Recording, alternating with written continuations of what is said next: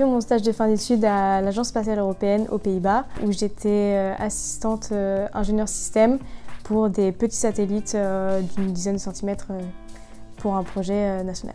J'ai eu l'opportunité de faire ce stage à l'étranger et j'ai tout de suite sauté sur l'occasion parce que travailler avec des gens de plein de nationalités différentes, c'est toujours très enrichissant, c'est vraiment différent, on apprend à travailler autrement et d'autant plus à l'Agence spatiale européenne où on fait des projets internationaux, on fait des choses incroyables et j'ai saisi l'opportunité. L'ISTACA pour moi c'est vraiment la passion.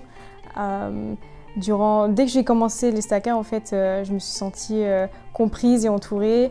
Il y a une solidarité entre les étudiants et même par les profs. On est vraiment encadré et c'est quelque chose auquel je pense souvent quand je pense à l'ISTACA, c'est la solidarité et la passion.